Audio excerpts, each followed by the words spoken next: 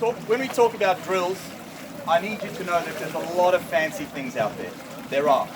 And I won't really talk to you guys and discourage anything, because I think that variety is the spice of life. So if you're giving your swimmers some different things, they're going to enjoy it. Okay? If you're always sticking to the same thing, it can become a bit boring, and they also lose engagement on what they're trying to do. So I actually encourage you to use some different drills. But number one, make sure that you're always taking that drill into the full stroke again and explaining to your swimmer what the goal is for that drill. Number two, pretty much every drill has a strength and a weakness. All right, if you're doing single arm freestyle, that's great for us being able to like keep a nice long latch out the front, getting through the stroke, focusing on a nice flat body line. But we're not rotating properly. Okay, so as soon as your arm's at your side, now you can start to get better rotation. Am I saying that this drill's not as good as this drill? No. You can do both of them. But just understand that there's always going to be a bit of a weakness. All right, I find when swimmers are rolling on their, like if they've got their arm at their side, they'll over-rotate. So this one really helps them to keep nice and flat. This one here is to try to, it's a more advanced drill. That's kind of a progression to that one. But use some different drills. Use a long dog. Use some catching, sculling, and pull drills. Give it a good variety. But just understand what it is that you want from the swimmer, so that they can then demonstrate that. And I feel like most drills are very beneficial. But have a bit of a toolbox as well. Have your drills that are your go-to one, your base one. All right? And you can flitter around with some other ones time and again. All right, we're going to do some sculling with our feet in front, behind our head. And you know, half of them only get to the 5 meter and it's over. So if those are not things that you're going to be developing, you know, you can have them as a little bit of fun. They're great, all right? And it gets you to see, and the swimmers can help each other. It becomes quite a social thing. Like, oh, you need to put your hands here and make sure your fingers are pointing down, and et cetera, et cetera. So drills, it's not something that I wanted to show you here, because I think any drill can really work. You know the purpose, and you build it back into a full stroke. So I would say 99% of the time when I do drills, I'll drill into a full stroke.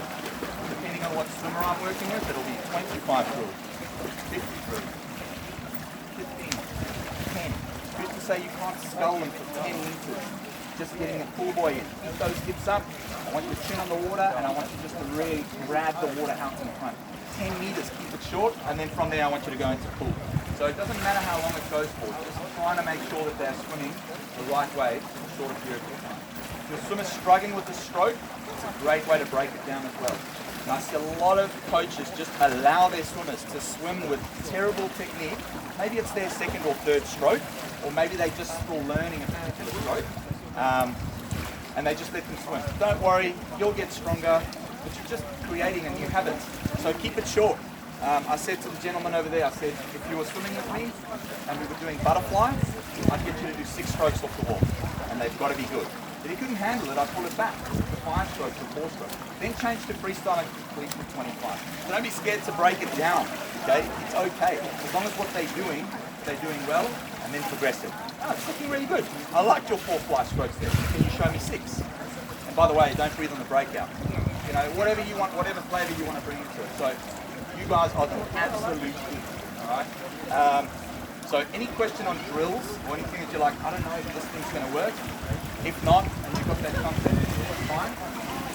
Okay, last 2 things I wanted to mention. Number 1, swimming. Put your hand up if you go to swimming. All right? And you're not the announcer for the day. You're actually, you're there and you are engaged. Sorry. All right. Your swimmers can benefit a massive amount from that. So being there, number 1, they're pretty nervous. So you're going to help them calm the nerves, all right? You're going to instruct them in terms of what the warm-up needs to look like and help them with a bit of pacing if you need to. You can watch their race. You can give them some feedback. They're learning a lot. Encourage that experience, okay? If you have swimmers that like racing, okay? If you've got swimmers that just love the fitness side, no problem. But you are crucial to any competitive swimmers like goals, all right? So know what those are. You can build that, you know, whatever their goals are into your training session. But 100% be at the meets and be engaged, okay? That is a game changer.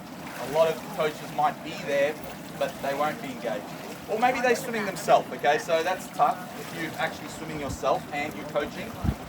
Hey, we're only human, so just do what you can, all right? But absolutely be there for them. And then absolute last one is just a little bit of a, we're like looking at myths and facts. So myth or fact, you can't teach an old dog new tricks.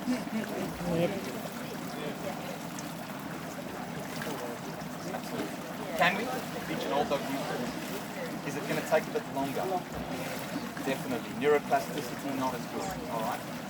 The dog wants that treat, all right? And if he wants that treat, he will eventually learn that trick. So if the swimmer has the will, they can pretty much do within reasonable limits what it is that you need them to do, okay? Just to try and get to their goals.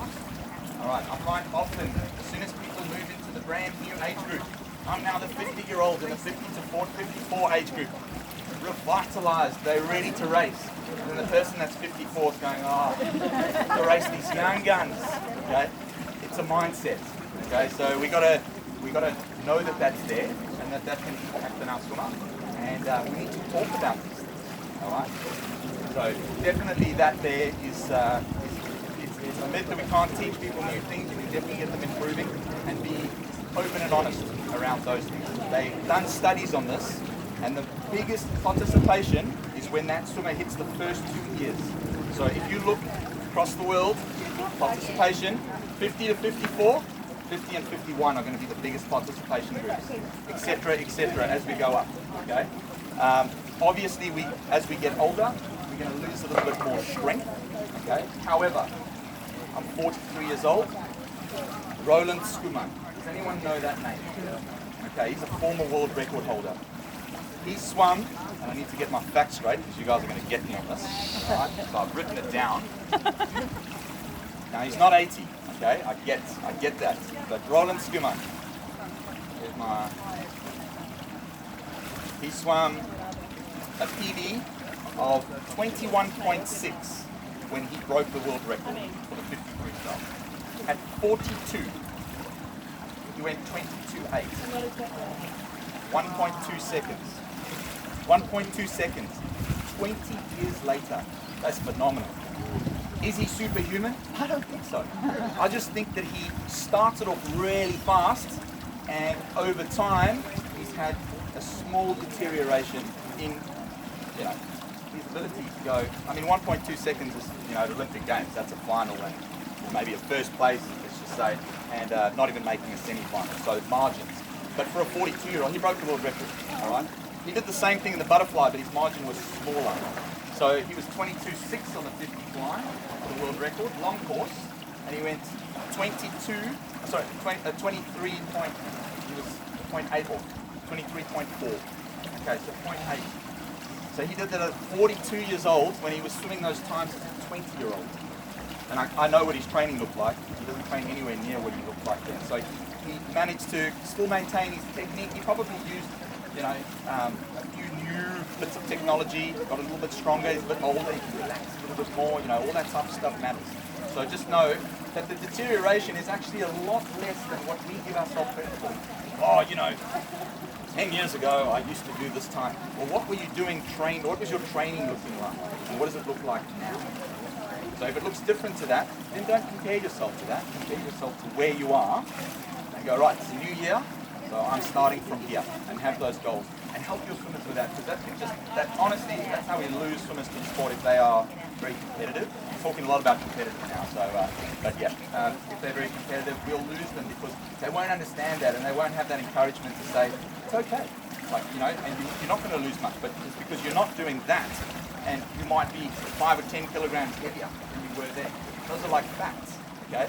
So we want to just make sure that our swimmer is very, they're just aware of what their capability is. All right. And I think that's just about that. If you guys have questions, you guys would be great.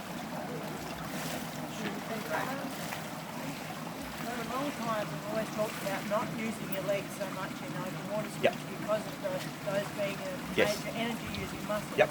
But I'm interested in what you were saying about using your legs more. Absolutely. So So two things on that.